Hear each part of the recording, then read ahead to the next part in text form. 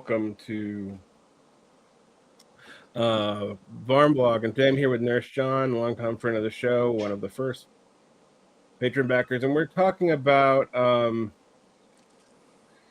article from Organizing Work by M.K. Lees and Marianne Garneau. I don't know much about M.K. Lees. In fact, when I went looking for the authors in this piece to kind of give context, I know Marianne Garneau, but I'll try to be objective when I describe that. But M.K. Lees, I could find some more articles on organizing work, and I suppose this is just one of those actual really vague enough nom de plumes that we're not going to find out what this person does, which is fine.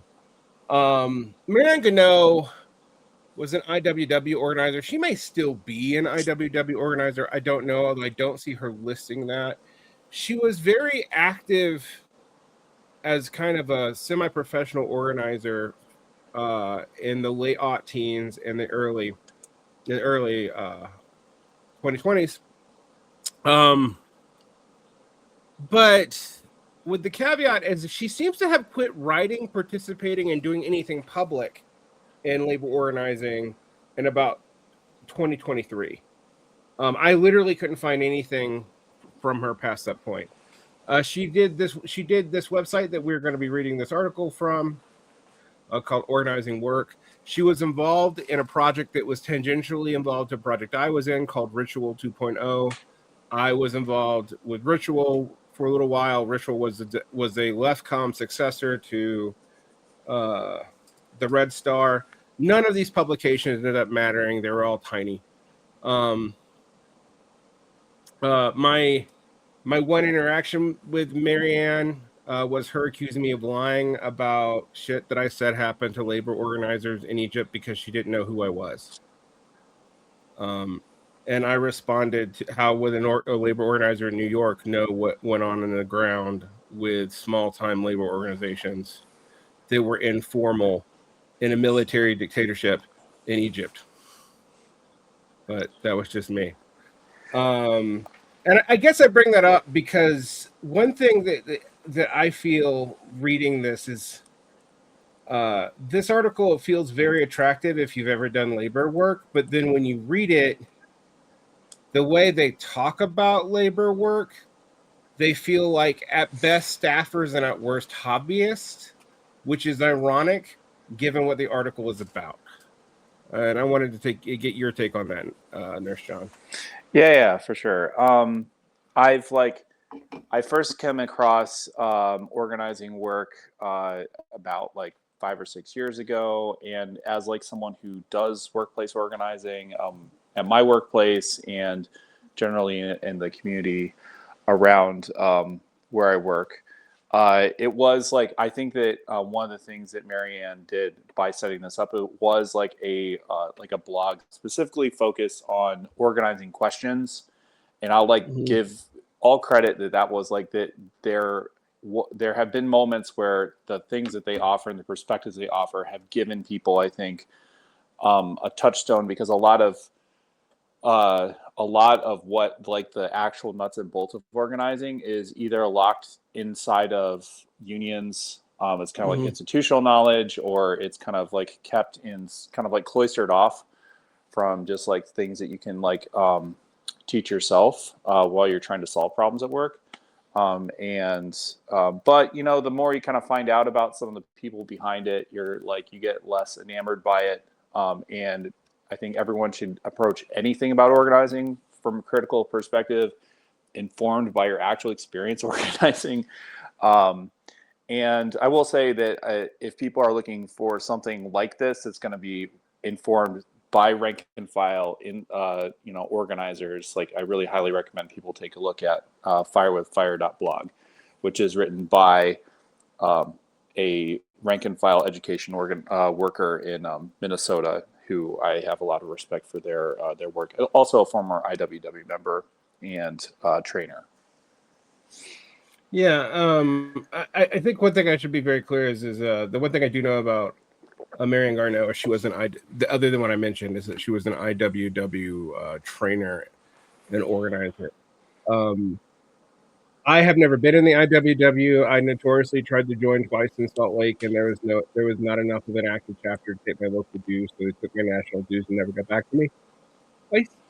I'll just let that bias come out as well.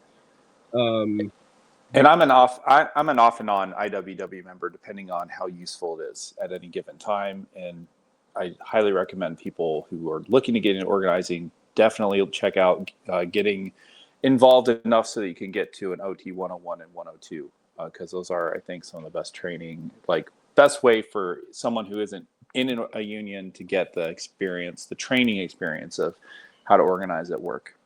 Yeah, I've heard only good things about the IWW OT 101 and 102 trainings. And in fact, our Workers Center, which is not IWW affiliated, but uses a lot of their techniques when we go out and teach people how to do things like salt. Although I'll talk about salting later because I have opinions. But I mean, this article, the funny thing about this article is when I read it, I'm like, well, of course I know about shit like this. Like, I've been accused of being one of these people too, even though I'm an active rep, which is pretty hilarious to me because I'm like, no, I'm literally, I've been elected as a rep. I've tried to step down and they reelected me. Like, so I've been a rep for 6 years, and I've won 3 elections, one of which I didn't even run for. So it's a thing. I'm definitely involved in union organizing. I also do think, though, there is a danger in both overgeneralizing advice like this and overgeneralizing like rank and file strategies, because I do think like what you do in the nurses union and what I do in the teachers union, and even what other teachers unions do, because they're so variant how their charters are organized, even in the same national org.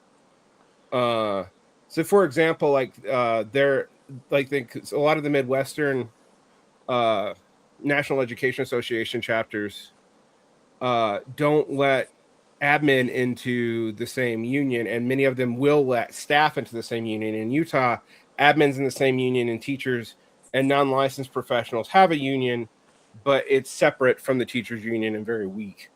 And that's in the same national organization. So you really do need to learn these things. I will also say that rank and file leftists that you meet online don't often make good organizers, even when they're like professional organizers. For sure. And I think one of the things we haven't done yet, we haven't even named the article yet. So the article is The Leftwing Deadbeat. Yeah. Which is like, let's just get that out there, because that was like immediately I'm going to click on that. I want to see what the fuck is being talked about, because it is, I think it's designed to be provocative and almost a polemic sense. But it is like, I mean, as someone who I was, part of the left far longer than I was active as a union member. And even in my activity as a union member, it took a long time before I stepped into like an organizing role, in the sort of role that involved like actually engaging in fights with work, building relationships, and kind of being really intentional about like my engagement with the union and my coworkers in relation to that, like in relation to the union. And I think the main gist that she kind of starts off, it's like, it's like a couple of quotes. He's in DSA. She posted guillotine memes. They wore a general strike shirt to work one day. It's like, first off, like, I don't know what kind of workplace these people are at. Yeah, I was gonna say, like, posting guillotine memes is one of these things that I've always been like, don't do that under your real name. And I know, like, it's so common now that no one's gonna take anything of it. But I've also thought of it as like, I don't know, it's a kind of signaling that can signal a kind of over online persona. And And that's ironic from a guy who like makes part of his living online, admittedly.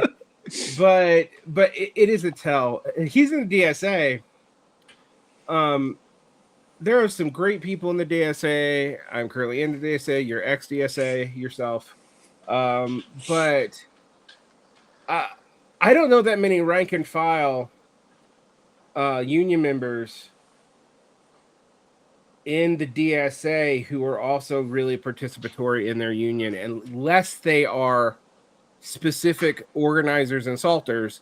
And there's one union locally that is the exception to that, and it's the CWA. But the CWA is a very specific kind of union. Yeah. So, Yeah. which is not a bad thing. It's just a thing. Like, and I have leftist coworkers. Like I have a coworker who I've known her for years, and her partner was one of the main Sparts in Chicago. I have a coworker several coworkers from the Philippines who went to the same school as some of the leadership of the NPA, and have a very like, some of them have a very like informed like understanding of what it means to call yourself a leftist and to be part of the left. But I will say that those people oftentimes, like as they point out in the article, they're not the first people stepping up to fight for their coworkers. And they can be counterproductive in weird ways. And I've definitely, it is always, I think there's something where if you're already kind of like a member of the left and you have like that kind of engagement with your union at work, that it can sting a little bit when you do encounter people like that and they don't particularly like, there's something they're not helpful, or they refuse to engage, or they engage in very counterproductive ways. But I've also seen people with those backgrounds who have kicked off things that are really important, like for coworkers, that end up cascading and having effects down the line. And some of them are really good fighters. And I think that there's this kind of, reading this article, and maybe we'll get to it more, but I think the biggest thing that I was like, I think it's really important for anyone in any context to not pay attention to the words people say and pay attention to the things that people do. Because that's where the disconnect happens, where it's like you can say all sorts of things, but if you're not willing to take a step in the direction towards collective action, like it doesn't matter what you think or say, because it's about what we all do together. Right. I mean, the first anecdote we get was about a scab at a mini mart in the 1990s, and I was already, at a strike at a mini mart, and I was already like, great, that's a cool story, I'd love to know. And then they're like, fan of Noam Chomsky. I'm like, well, that never signified anything to me one way or the other. It's particularly problematic now, but R.I.P. Yeah, R.I.P. Noam Chomsky's reputation.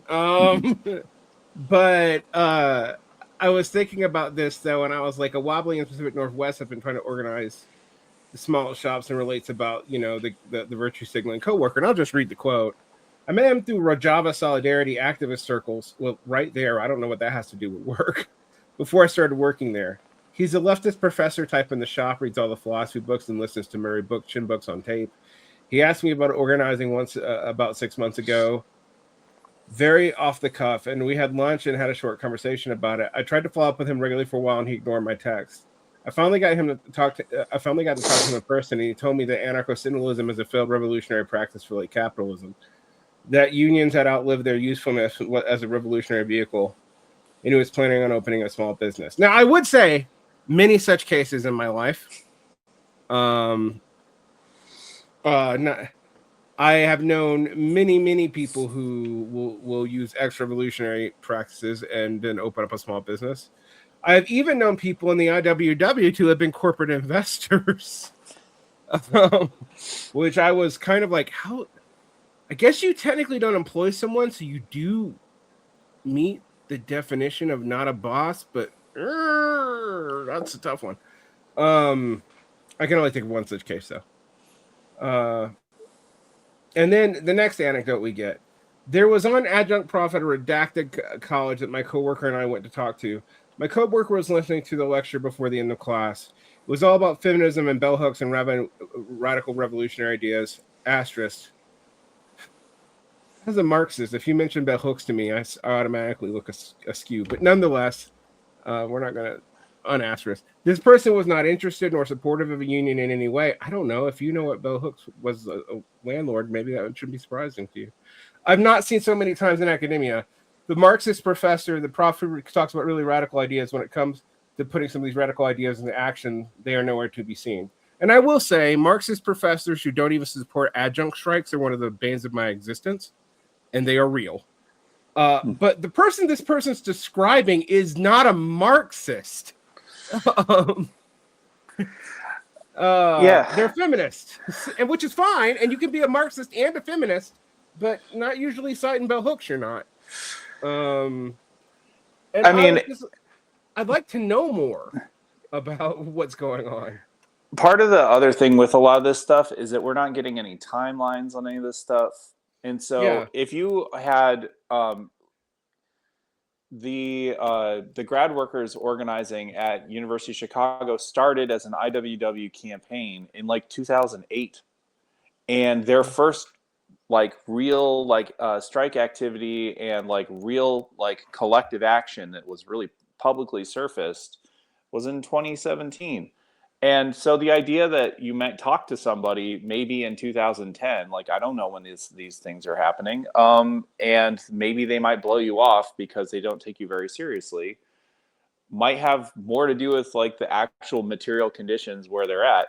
And I mean, granted, everything I've ever heard about campus organizing is that it tends to be the humanities are actually really hard to organize. For I'm sure a whole variety of reasons that have to do with how internal competition and the structure of the of its own labor market, for one thing. But yeah, right. And people like some of the strongest organizing happens in the parts of the university that are more like literally proletarianized, and you're watching. And so it's just like, I think that we're, my takeaway on this is like, this is clearly happening and we understand it's a dynamic. That doesn't mean those people don't get organized. It just means that, you got disappointed by somebody. And and on a certain level, it's like, I can be disappointed in my coworker who's a Christian mom who has every reason to fight for, less stress at work. I can be disappointed in my Trumpy coworker who, as enthusiastic as he sometimes can be for our union, also will say and do things that turn my other coworkers off because, like, he's a white guy who's really, proud of Donald Trump, even in this day, even in 2026. Mm-hmm. And I think that was like, let's look at the whole. If you're organizing at work, it's hard. It's hard. You've got to pitch people on a thing that our entire society tells you is impossible, which is that you can find common interest with the people that you spend most of your time with, and change things. And there's going to be disappointments in there. And it's like, this whole thing to me, it almost like it stings of this is like a sort of disappointment. And it's like, I think that the sooner organizers disabuse themselves of this idea that's like, oh, I believe all this shit. And it's like, but you're not doing anything. So what you believe doesn't, like what you say you believe, it's a personal moral like commitment rather than an actual like practice. Yeah. I keep coming back to that, but I don't know much more to say about it. I mean, yeah, we can go through the various things that are brought up in here, but I was actually thinking about this. There are some things that in here that I do think may actually be bad advice, but we'll get to that. There's not a lot, but another quote: "The problem with leftists isn't always a matter of flaking. Sometimes leftists do get involved, but very disruptively." One member at IWW campaign at a restaurant recalls the self-identified anarchist coworker was the most disruptive committee member. He would scream at coworkers for doing the wrong thing and ask and when asked to debrief after one such incident, he would simply quit the union and badmouth them behind their backs. Okay. I'm going to just say, as a longtime leftist and I'm not longtime union guy. I've been in a union for now 8 years, but I was a leftist way before I was a union guy, although I tried to organize unions where it was outright illegal to organize public sector unions and got threatened. So, and I was a right winger back then. I'll add. So there's some truth to some of the stuff being brought up here, but in any organization, a lot of the people who are early on most active are alienated people. That's been true in every kind of voluntary organization I have ever been in, religious, anything else. And you know, when you meet those people, that they are likely to flame out if you cannot moderate them. That is not unique to leftists. It's so I don't so much disagree with this. It's just going like, well, no shit. And I can tell that a lot of people that you are aiming this article at must have never done any kind of social anything if they don't know that. People are going to flame out. It just happens. I mean, it happens all the time. And I guess what I find interesting about this is, why is no one not taking responsibility? I mean, maybe this person was just so disruptive as a committee member was a problem, but why is no one taking responsibility for the fact that the committee could not rein in and find a proper place for this person? Like, this is a kind of personality that exists. John, I know you've run into plenty of them. Like, I feel like I run into this person in left-wing circles, like, you know, every 2.5, 3 years, and I'm gonna like, in 4 years, you're gonna be a flaming reactionary if we don't like find the exact place for you to fit in. And I think that's a key thing, is that like, this isn't like one of the most striking things, this is going to make me sound really weird, but it's like, you know, Sun Tzu had a whole thing where it's like, there's a role for everybody, right? And if you can't find a place for everybody, and you're taking that role of like lead, like in the organizing, like, that's on you, right? Maybe the person who's shouting at like their at fellow committee members for screwing up, really their main role should be shouting at the boss and like wind them up and set them on that path, right? In a way that's organized and it's going to keep them from, you know, keep them from getting fucked over. But there is a role for all the different types of personalities that fit into like into this work, right? I have coworkers who like their whole thing is you just watch them organize. When there's something that they get a bee in their bonnet, they'll go from like nurse to nurse to nurse to nurse. Did you hear what they're doing? Did you hear what they're doing? Did you hear what they're doing? Right. And then and they just spread the word. And maybe that person isn't making the best decisions all the time. Maybe they're getting people riled up about a thing that in a way that is counterproductive. But like, the challenge of being a workplace organizer isn't to steer clear of those people or to dismiss them or, you know, cut them out of organizing. It's to figure out how can we, as a group, take that energy and use it so that we can all come out ahead, right? And build power, as opposed to, this is like a mentality that's rife inside of my union, and particularly my union staff, the staffers in my union, is that people who if you are a union staffer that you don't find immediately useful to some task that you've been assigned, like, you cut them out and you consider them an enemy, right? And I'll tell this to anybody, like, there's no enemies at my workplace. Like, I have future friends. Maybe we have severe disagreements about a lot of things, and maybe our friendship is very much in the future. But at the same time, we do have, like, I will talk to anyone and listen to them and figure out what it is that their deal is, what motivates them, and figure out a way to integrate that to the extent that it's useful into, you know, building a fight, right? And so I think that there's this mentality of instrumentalizing people, and this is because so many of these stories are coming from people who are professional staff organizers. Yep. which is a faction in IWW. And Marianne was, at least at one point, part of that faction, a vocal part of that faction of people who are paid to salt, they're paid to organize, they're paid staffers. And all of these problems are coming from the fact that you don't have, like, most of these people aren't showing up day in, day out for years talking to these people.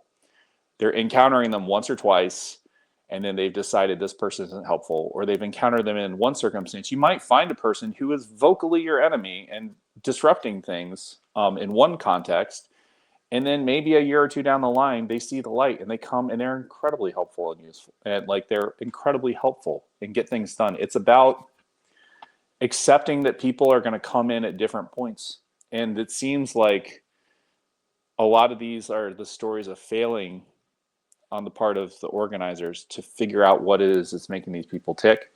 And there's people you can't reach, right? Right. There's people you try. I mean, to be honest with you, tenure track professors are labor aristocrats, and you should know that. Like, and that does not mean they couldn't sometimes be on your side or you should never reach out to them. I'm just saying structurally they benefit from a whole system of labor exploitation. The fact that someone is surprised that a leftist professor did this thing, I'm like, they're a professor. Are they tenured? What's their incentives? Like, if a tenured professor is on your side, it is often out of moral obligation, which is useful. It's great, but it's a different kind of skin in the game. And I'm just like, it seems to me, I mean, I was, one of the things I was reading this article and I was like, who's the audience for this?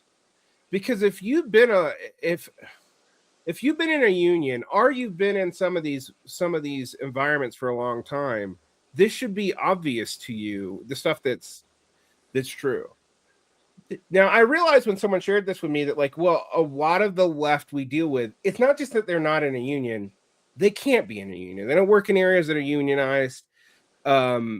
If they're going in, they're doing pre-majority union work, which is important, but it has a completely different set of dynamics from being in an established union.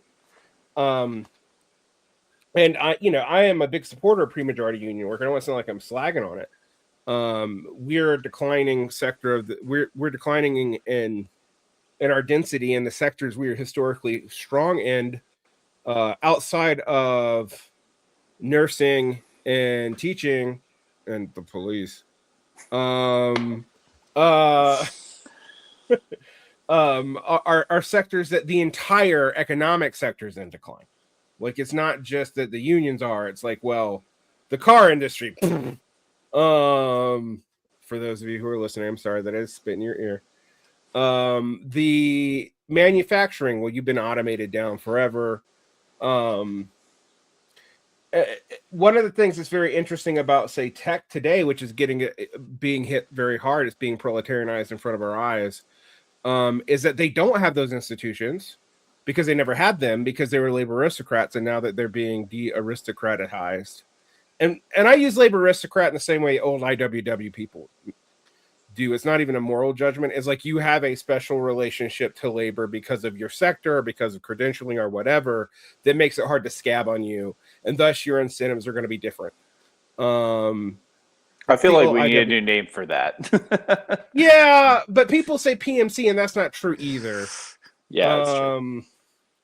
I don't think we're going to solve that debate tonight. Like, I just want people to understand. It's like, anytime I hear people type in a labor aristocrat or read a labor aristocrat, I always cringe a little bit, because I'm like, if you have any historical understanding of what role labor aristocrats played and why they received so much ire back in the day, it's because it's a very different relationship to what, like, if you're a credentialed worker or you're a worker who, like, happens to sit at a particular point of production.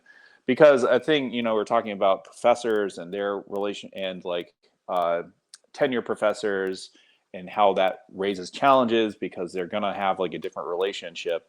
I still work with surgeons and anesthesiologists who should be at the very top of that crust, right? And I listen to them and they are complaining because they're getting the same downward pressure from capital. And if you have any familiarity with like, you know, the process of proletarianization, that like pressure from the very top, you know, to smash down people at the top, because that's the bottleneck to creating profit. Those people are gonna like want to like muscle up, right? They want to get and they're organized. also your most skilled members, unfortunately or fortunately, a lot of the time. I mean, to be quite honest, like, right, and they can also, in some ways, be some of the most militant, and historically have done things that are like have led militancy in a certain way. And I think I only push back on that because you'll hear people describe every worker in the United States as a labor aristocrat because they happen the whole ultra malice thing, yeah. And they use it as an excuse for why they're not able to organize, as opposed to looking at structurally what is it like, what's going on, and in a purely like sort of like Marxist sense. And I say that as not a Marxist, but you know, finds Marx valuable in this respect, to be able to actually look at the process that's happening in front of you and look for the opportunities and find and build solidarity, because we are all workers. Like my coworkers who push mops are just as much workers as me, as my coworkers who use a scalpel. And without us, the process doesn't work. And the more of us that are sticking together and can build that solidarity, the better we can all be off in the end. Well, this is like that's the whole thing. That's the whole thing. This is one of these things where I have like very, you know, I have ideas that make nobody happy on organizing. For example, I'm a believer in one singular government employees union, and then I'm okay with the police being in it because we can discipline them in the larger government employees. I do not like the existence of police unions, not because they should or shouldn't have them, but I mean, I don't. As laborers, I just think if you look at what their incentives are to do, it is to protect a lot of what police unions do isn't just about getting concessions from the government for police officers. It's also about making sure police officers are investigated. And protecting themselves from the rest of the working class. Right. To the extent that they're even working class. We can talk. That's a whole other argument. That is an argument that I'm not, that I think it's a problem for a variety of reasons, because I also start thinking, well, I consider them to be workers of the state, which makes them in a compromised position that's inherently bad.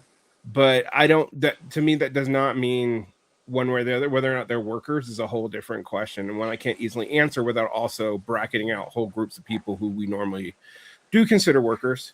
Unless you want to do that thing that some Marxists have wanted to do recently, which is to claim that only manufacturing sector counts as proletarian, and thus they're the only real workers, and that's the only thing we should care about in terms of production. And this has affected many a Marxist-Leninist, but also I think it's actually probably more dominant in the Jacobin sphere by people who are fucking professors. I'm going to add that. Well, here, let me say this, and then we should get back to the article. I will just say that, like, the thing that separated labor aristocrats from the rest of the working class was that they had the capacity to hire and fire, right, like at a job site. And the thing to me that separates cops from the rest of the working class is the fact that they can use lethal force against other workers, and they're accountable not to other workers; they're accountable to the state and to capital. And I've seen that play out in real life, not like an abstract moral commitment. This is just literally like they will throw the University of Chicago police, largest police force, private police force in the United States, throws out labor organizers. They're like, you're trespassing, and they'll throw you out, on top of terrorizing our neighbors. So there's a whole host of strategic reasons why you definitely have to treat cops as like as something different from the rest of the working class. Absolutely. And so I just say that because this is like, then we don't need to get into our own bugbears on that. But yeah, I wanted to say that. So workers, which is the stupidest debate I don't want to have. let's get back to the article. So we're agree that the whole thing with the left wing nominally left-wing professor organizing isn't being helpful. And then again, it comes down to like, I don't know what time this is happening. I do know that the tenure track professors at University of Chicago are in the process of trying to organize because they're like facing, like I said, with the surgeons and anesthesiologists I work with, the attending physicians who are at the They're very getting top. crushed by discipline, by labor discipline. I mean, this is the thing about, I remember arguing with a lot of Jacobin-inspired social democrats for this. I'm just using Jacobin as a magazine name. I actually don't think all the writers for Jacobin believe this and what it be. It's not a editorial line, but a lot of the PMC complainer types who are also PMC by their own definition. I was like, why are you fighting a proletarianizing area of the workforce that's been proletarianized since the 1970s? And the smarter ones, like Kristen Parenti, not a guy who I normally would call smart, but he actually is on this question, would say, well, we're not really fighting them, but they have patronage from the state, which makes them act questionably. And I would say in certain areas that is true. But when it comes to like doctors or your humanities professors or whatever, I think you're going to see a lot of them change their opinion as there's new ways to labor discipline them. Mm-hmm. I will say this, to get to like this next section, which is refusing to talk to coworkers, but I would even argue that my administration, in so much that they are workers and they don't get paid in stock dividends and they are employed, they're definitely labor aristocrats, though, even by your definition. Yeah. I am not opposed to them being in a union. I'm not even opposed to them being in my union. I am opposed to them being on my negotiation team. Right. Sure. And maybe in my meetings. but like, I'm not, I that doesn't mean I don't think this should be organized. And this is something that I think we have to think a lot about. Like, what are we going to do with these massive amounts of tech workers that are coming into our purview? Because they just got proletarianized in a hard and incredibly quick way. Mm-hmm. I will also say the other thing that we have to do when we talk about this stuff is I find that a lot of labor organizers, staffers, and even some of the electeds do not want to talk about negative things, which is weird. This might not be the culture in your union, John. It is in mine. It took me forever to get my union to okay me talking about the fact we provide liability insurance, because like we don't want them thinking about negative events. We want them thinking about the positive things the union can do for them, like get them discounts. And I was like, no, this is not a discount club. Who cares? Like, the positive things we do for them is getting them a better contract, and that means we actually have to do that. And two, the other thing is we protect them. And if you don't want me to talk about protecting them from the government, which is really what we do, I'm not protecting them from like corporate bosses. I'm protecting them from the government not following its own rules and laws. I'm protecting them from administration not going by the book. I'm protecting them from a lot of things. This is really the majority of what I do other than advocate for them in the general public. And you don't want me to talk about it? So one of the things about the refusing to talk to coworkers, I wanted to talk to you about this because I do think this is a genuine problem, particularly for a lot of very online leftists. Yeah, I think it's a general problem for a lot of young people because growing up on social media has ironically been slightly under socialized. And I think that's I don't say that as a moral judgment. We didn't like it wasn't that you chose young people this listening to me right now, not being out in the world. It is that like we've structured our economy in very alienated and isolated ways. And so it is harder to get people to talk to people because that skill set is often, I find, a little bit atrophied in people today that it isn't in people just slightly older who didn't grow up online. But it doesn't mean we won't find it atrophied. I know many boomers who can't talk to people anymore either, and they could 20 years ago. Or when they talk to people about things that are effectively gibberish, right? Like yeah, boomer Facebook conspiracism is real, and it affects people of all sorts of political orientations. And it's just like, what are you even saying at this point, right? Yeah, I was listening to Tim Dillon this morning doing opposition research, and him talking about AI literally trying to build a Sumerian devil and trying to talk to people about that, and how your common anti would think it's gibberish. And I'm like, because it is. Mm-hmm. Like, there's a rational core of what this guy was talking about like AI being a labor disciplining mechanism, but like it was coming out as like Sam Altman's making a deal with the literal devil. I was just like, okay, how do I deal with this? Because when you talk to people about this stuff, it does sound like gibberish. Mm-hmm. And there are certain things that I do have trouble talking to my coworkers about. Like, luckily, it doesn't come up a ton in education. But like because we just don't invest in that much that directly. But when I'm like, we should be very conscious of our Muslim students about how we handle stuff around Palestine, and be very, and a lot of my coworkers are like good moderate political Mormons, and they immediately think they're signaling virtue by like talking about anti-Semitism. I'm like, that's not, nope.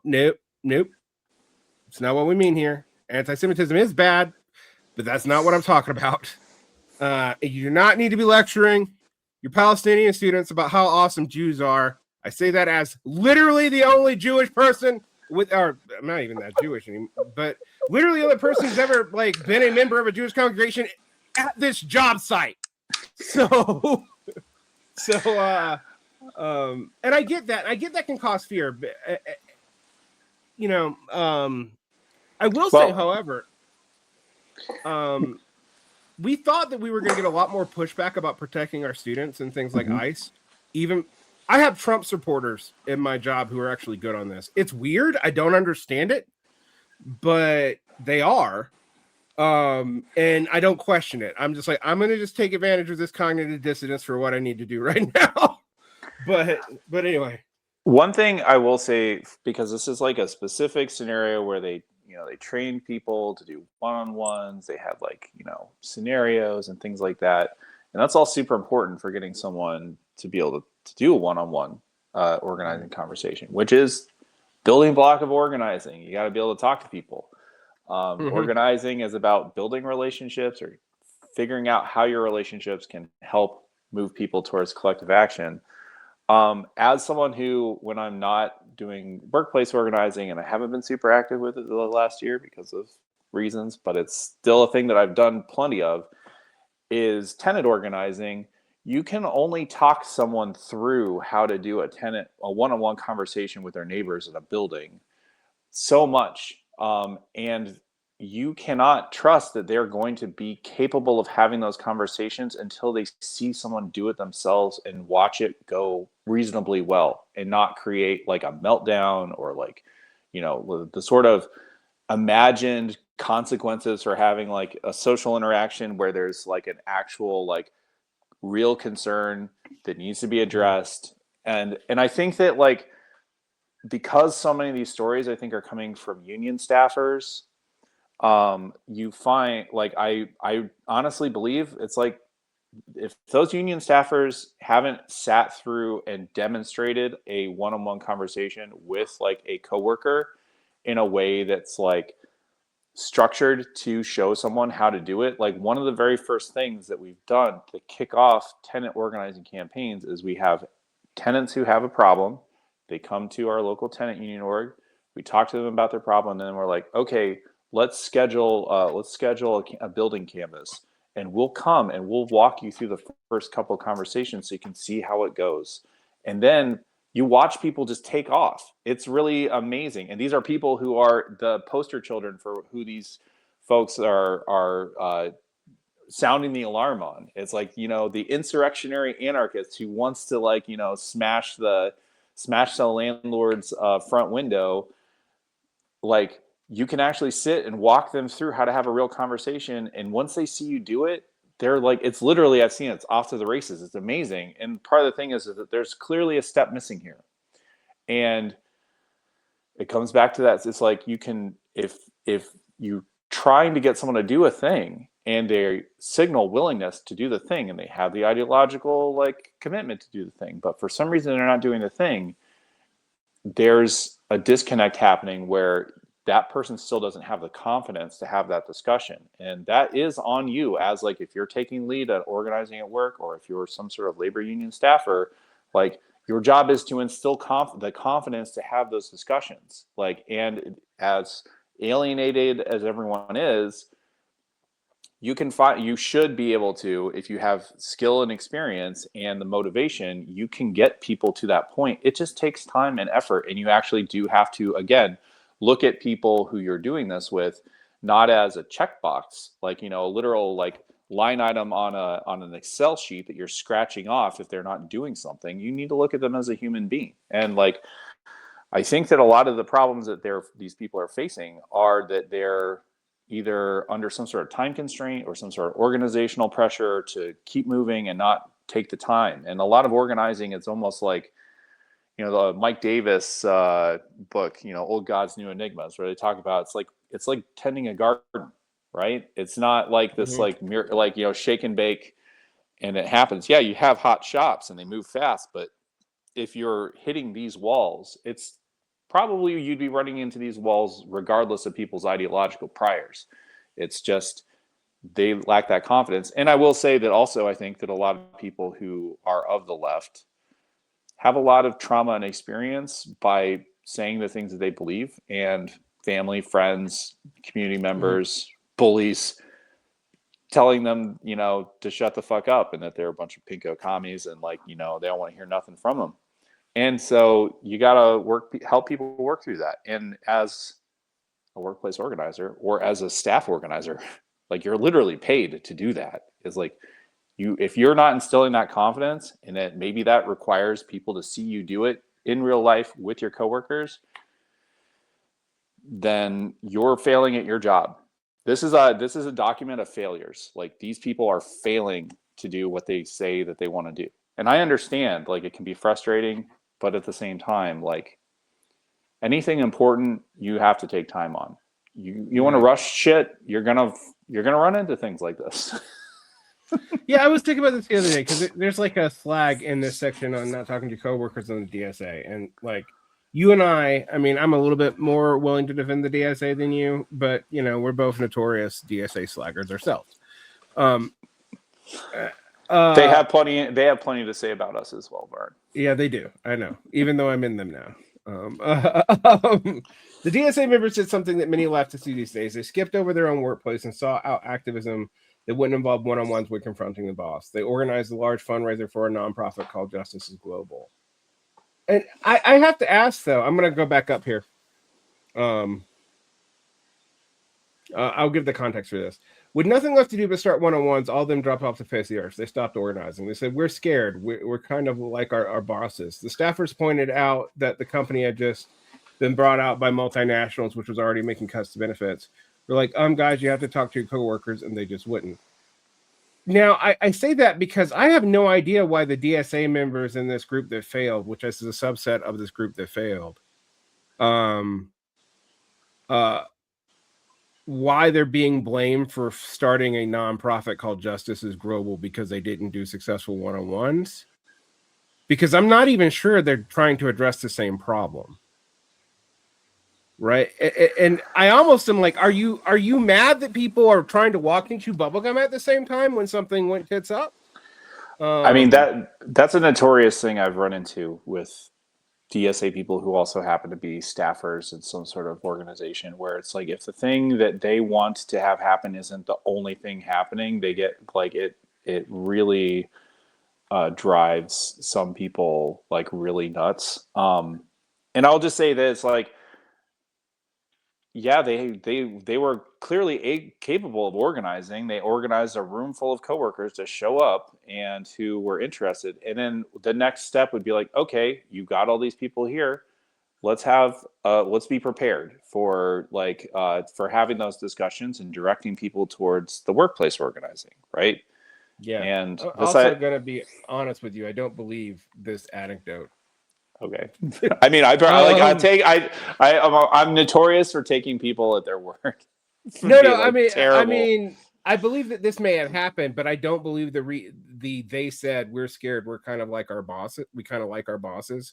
Like I could hear we kind of like our bosses. I could hear maybe we're scared. I cannot hear that being the only thing said in a strategic meeting ever. Yeah. And I know this is like, oh, they're just glossing, but I'm like, what are they not telling us in this gloss? Like, there's a little hint about something. The staffers pointed out their company had just been bought by a multinational, which was already making cuts to benefits. And I would say, why aren't you power mapping and talking about like where the weaknesses and strengths of the multinational are and assuaging their fears? Mm-hmm. And you guys are saying what you said is we just say talk to your coworkers.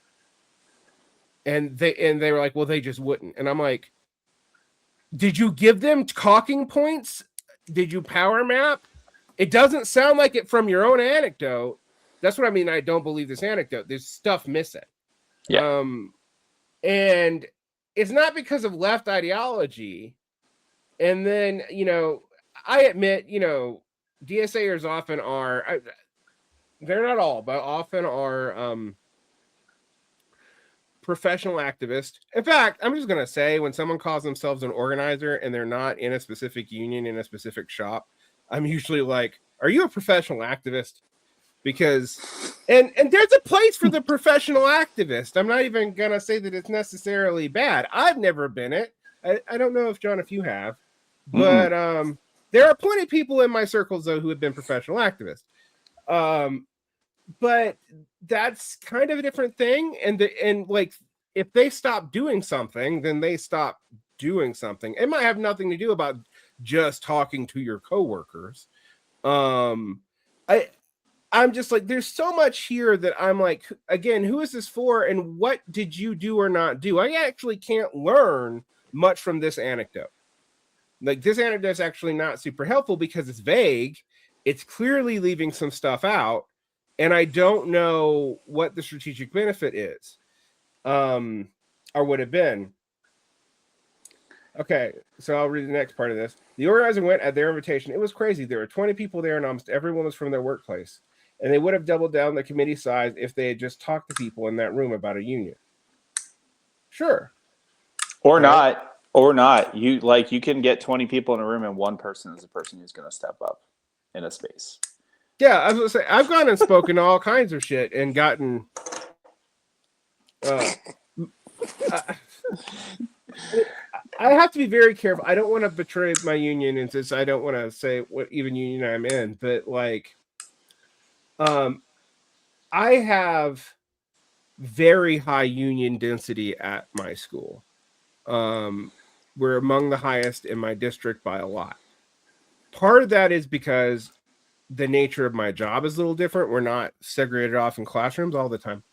So I get to talk to people a lot, and a lot of people trust me. Despite all of that, all right, I have probably brought in 5 people to the union, which is way better than the average person. And you know how my union handles it? They give us monetary incentives for recruitment, like we're fucking Amway. Whoa. Yeah, it's weird. I do not like it. And I've actually said, I'm like, it's the monetary incentives are not high enough to be motivating, and I find them corrupting. But nonetheless, I don't ask for mine. I actually, when I recruit people, I do not tell them to put my name on the recruitment thing, which probably does not help my popularity with the union because they don't know what I'm doing. But the reason why I bring that up is like, I've done meetings in the room with 30, 40 people. I go and speak at local community stuff. One of the things with the DSA, and I'm going to give a little DSA anecdote without a lot of context, is that often the DSA doesn't know what to do. Our labor committee in Salt Lake is on semi-permanent hiatus. It was revived for about a year. It's back on hiatus because there's only 4 people really attending it. And the only person that could get to run it, because everyone's devoting time to a Senate campaign, a state Senate campaign with a rank and file union member. Guy actually, like, if he won, it would be a good thing.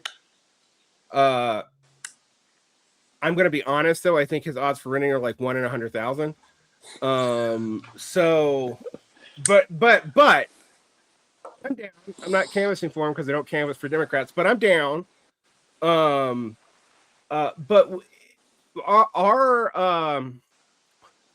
our labor committee couldn't figure out what to do when salting didn't work. And they're like, why isn't salting working? I'm like, well, one, you guys all announced that you're DSA on your fucking like social media and people look you up. And 2, who's hiring right now? Like, you mean Salt Lake has a relatively low unemployment, but like for the United States right now, but like even where like it's slow, you're not gonna, you're not gonna get people in really easily. And what happened when that was realized is the labor committee went back on hiatus. They're like, can you try to restart it? And I'm like, I'm a rep and I have a 60-hour-a-week job and I do a podcast. I'm really not the guy for that. Mm-hmm. But in 150 people who are active, I'm not even talking about 4. I have no idea how many members we have. It's a lot. We can't get 5 people to a labor committee. So I understand the frustration. Mm-hmm. But I also do think it's like, because people aren't telling people what they can do. If it's like the only thing you got is salt, I'm like, why aren't we doing inventories of what's actively going on in the current unions? Mm-hmm. Like, why doesn't DSA know that? Like, do you even like? We need to have representative in more than the teachers' unions and pre-majority nurses' unions. We have it in pre-majority, but not majority nurses' unions. And in the CW. In the CWA and a little bit of the SEIU, which is the Service Employees International mm-hmm. Union, which is also notoriously kind of as a union. But that's what we have. We have no representation in the manufacturing unions, of which Utah actually does have some. Mm-hmm. We don't have a lot of representation in miners union. We don't have representation. I don't care if we have representation in the cops union, but the firefighters union, we should have rep in. And I was just like, why don't we? Like, and I got, well, we need to build up political power through elections. And I'm like, okay, you're in Salt Lake though. Like we're in literally, I think the 3rd reddest state in the country, and you're running as a Democrat. You really would here outside of Salt Lake City itself be better off running as an independent. Mm-hmm. And there are certain municipal areas where that's easy to do. Even like if we had representation in Ogden municipal elections are nonpartisan. I mean, like, it's not that hard. And they're like, oh, but we need this relationship. But I'm like, okay. And I've had this problem with staffers too, because staffers start going, well, I've talked with staffers like, I want to get in teachers union because you have so much community power to advocate for the workers, which is true. We do. But then I'm like, okay, but what's your goal though? And like, how are you going to represent us? And like, well, I'm going to fight for you in every instance. I'm like, cool. But okay, if you have to triage, what are you going to favor? Because our things are handled by these things called Uniserve, and our staffers are also kind of lobbyist, frankly. Yeah. So it's something that I need to know when I'm talking to people. And this person gave me good answers. I'm not slagging on them. But it's something that you have to think about. And I do find it, I mean, if I was to give this article some charity, and I guess I will right now, I've been saying I don't know who the audience for this is, which I don't. But I do know that, like, on a scale, if I was to say, read a popular magazine, which ones talk about labor the most, it's going to be like Jacobin and Dissent, right? And then people know better, they'll say labor notes and the actual labor organs. But you just talk to the average person on the street, that's probably what they're going to say. I would say that is like the publishing version of what we're talking about here, of someone who talks a good game, but like doesn't really do anything with that game. Like I get really mad at Jacobin's labor boosterism, because I'm always like, you're giving people false conditions. Like, they don't know what they're actually working in, and that's a problem. Like agitprop should be for your enemies, not for the people you want to work with. And stuff like that. And so I find that to be way more problems than just leftists don't want to talk to people. And admittedly, I do think there are plenty of leftists who don't want to talk to people. I've talked about Zoomers. I do think this one actually might have a specific to leftist component, in that leftists are often people who are bullied, particularly in their younger life. Like you're saying, leftists do have. I mean, like, to be fair, right? Leftists tend to be bullied. I think that there's sometimes I firmly believe that you can think yourself into corners, and like a little too much awareness of what theory can put you into a position where you're like literally gonna do counterproductive things because you're focused on what you've read rather than what's going on around you. So I think that's totally a thing that I've seen happen. Like, and I think that that's real. I will also say some of the people who I've met in DSA who have the best politics became DSA members after they organized at work, and then through their organizing at work, they started, exploring like history of unionism and organizing and that sort of thing. And then they really came into their leftism after their experience as like a workplace organizer, like as a rank and file. I'm doing this at my job sort of thing. And so like, I think that we oftentimes are dealing with the trouble of the carts before the horse. And if you look historically, you look at the history of some of America's great, Eugene Debs didn't start out as a socialist.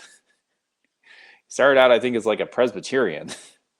Right. And he was engaged in this great labor struggle at work. And his experience of that, of those massive strikes that he participated in, is what put him in the position that he was in.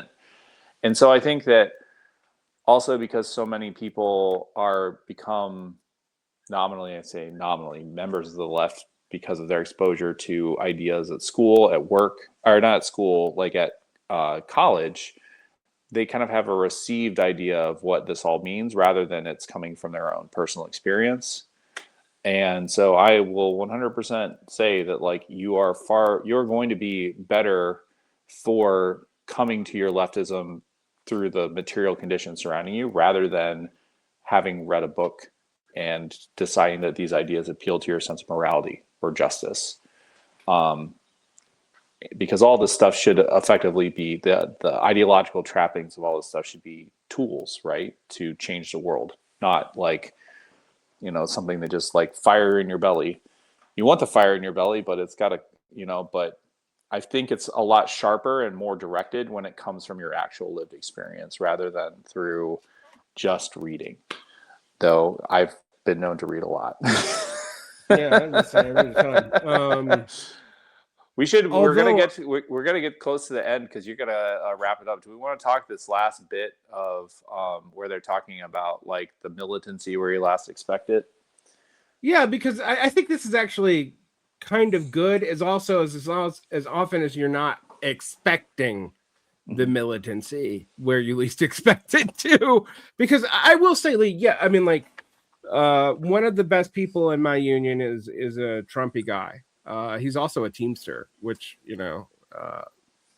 means he's familiar with unions and is actually very good on helping us do union-y stuff.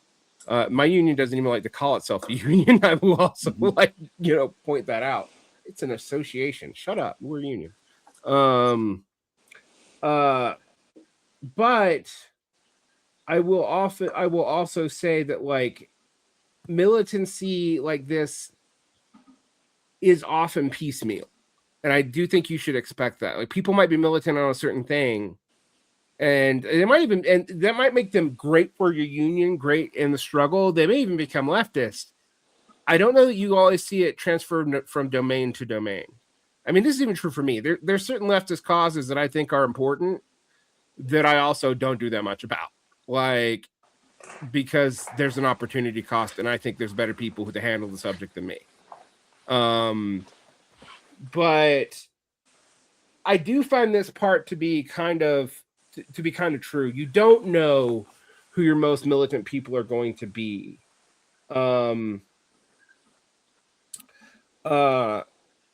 Militants often emerge as ordinary people who just care about issues, not card-carrying leftist. Which I agree with. This is where you actually get a better. It's a link to something else where you get a better anecdote, but you have to read Martin Glaberman's book or pamphlet. It's not really a book. It's kind of just a long pamphlet. Punching out to like get it. But there are still ways where I'm like, I don't know. We need to talk about like why ordinary people who just care about issues might become really good at this. But also you can burn them out if they get militant. Mm-hmm. And we need to talk about that too, because another thing that I think about is like, when you hear staffers talk about militancy, I'm going to say something very cynical, but sometimes I'm like, but militants make your job easier. Mm-hmm. Like, right. Like as a rank and file, if I have a militant get all super militant and then burn themselves out as a rep, that's a problem for me because I now have a burnout who will probably leave the union. Right. Like, and so like, I'm always like, militancy has to be paired with responsibility. I'm not saying the authors would even disagree with me about this. It just seems to be that they're not talking about that. I don't always think militancy is even good. But because, you need people for the long haul. Yeah. It's the marathon, not the sprint. And the thing also is that when you have those people who are just ordinary workers, right, to just want to solve the problem of like they're fucking with our time cards, right, or they're bringing in agency nurses instead of giving us OT, or or they increase their class sizes to 80 million, right, or they're tacking on an extra case right at the end of the shift, and they know they're going to hold us over. These are all very normal things. And I think the thing is that when you're talking with people in that role as like the workplace rank and file organizer, it's really important to pair sound organizing advice and like work towards moving militants towards collective action with some grassroots political education. And that doesn't mean necessarily announcing, hey, as a socialist, this is what I think.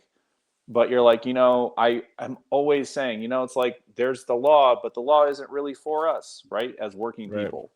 And I don't talk to my coworkers who are outside the union like they're somehow not like that we don't have a common interest. I'm always talking about our common interests, it's always remarkable how regardless what job we do, we do have the same boss. At my workplace, largest employer in the South Side of Chicago, it's tens of thousands of people. We still have very similar complaints because we have the same fucking boss.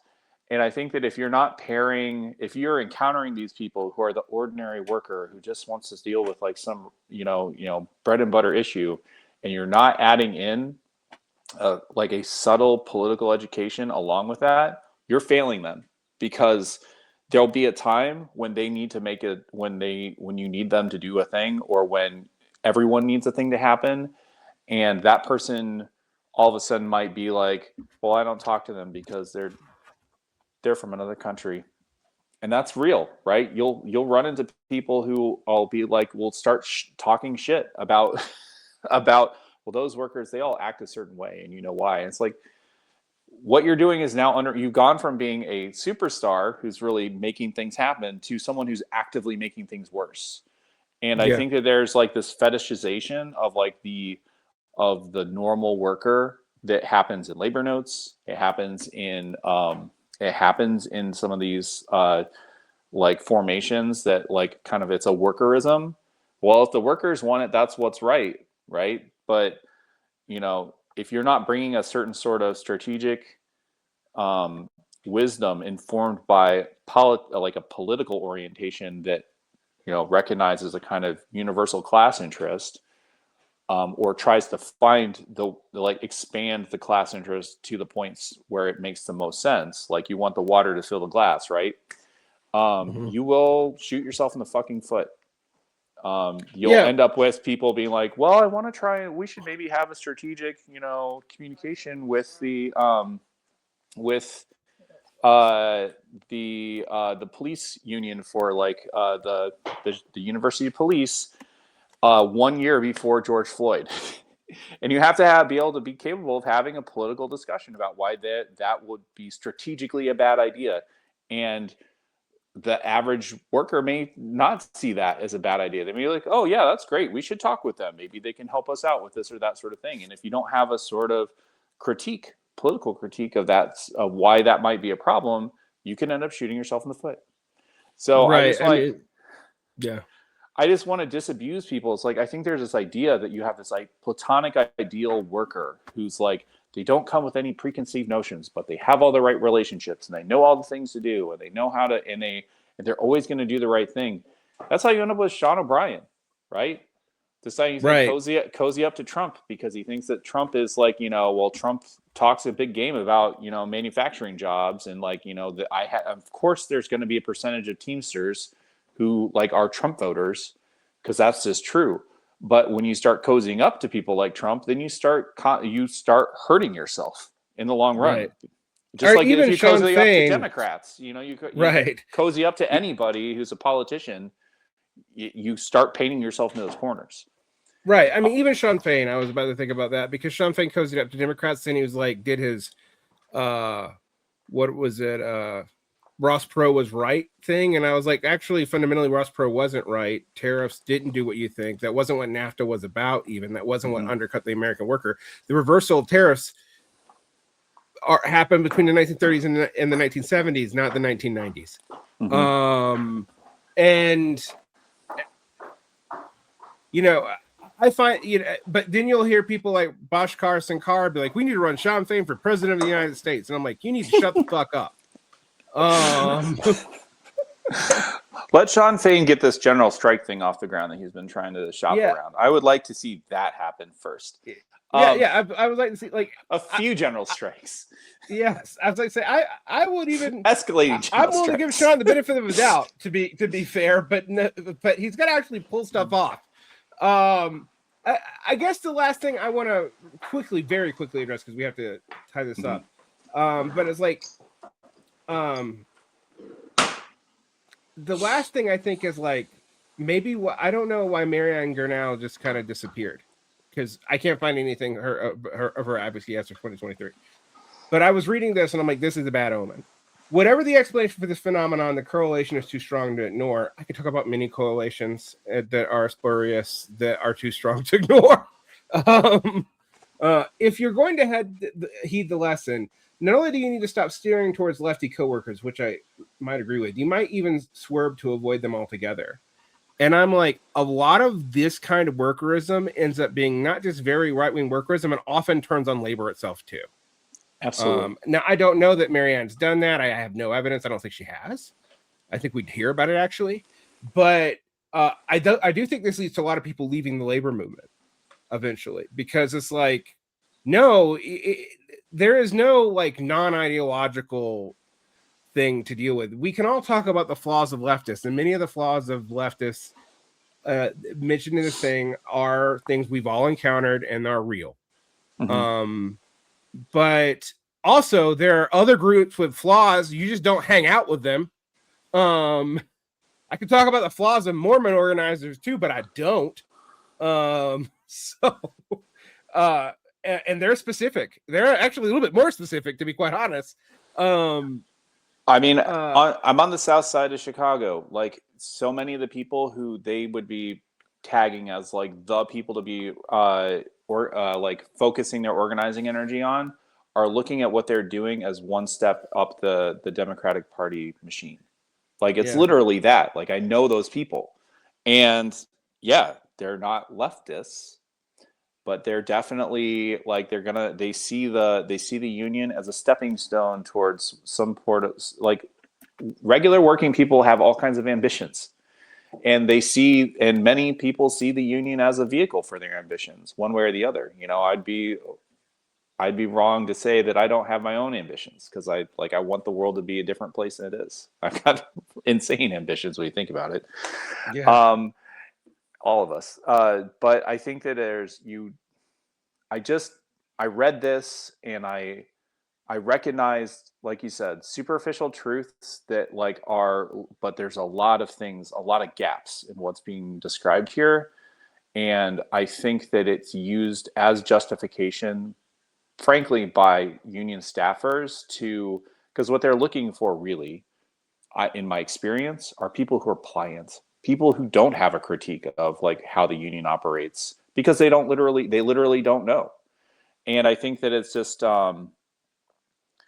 that is, to the extent that we have something like a vibrant labor movement in the United States, it should exist to give workers for workers to change themselves into the kind of people that can change the world, instead of being a fucking puppet to like a union staffer. And so many of these anecdotes are from staffers in business unions who I'm sure were frustrated that they weren't running it, that there were people who didn't want to be puppets for them. And that doesn't mean that their responses to that were that those people didn't have all sorts of other complicated things going on. And I 100% have seen the things that they're talking about. But the idea that you would steer clear of any worker at your workplace is insane. And it is the worst organizing advice. Again, every worker at my workplace is, if we're not already friends, we're future friends. And like I said, I don't know how far that future is, but we'll get there at some point. And I will always talk to anybody in good faith about what it takes to change things in my workplace.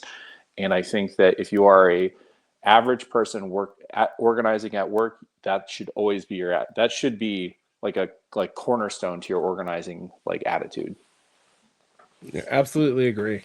And on that note, like, subscribe, hit the bell, and I think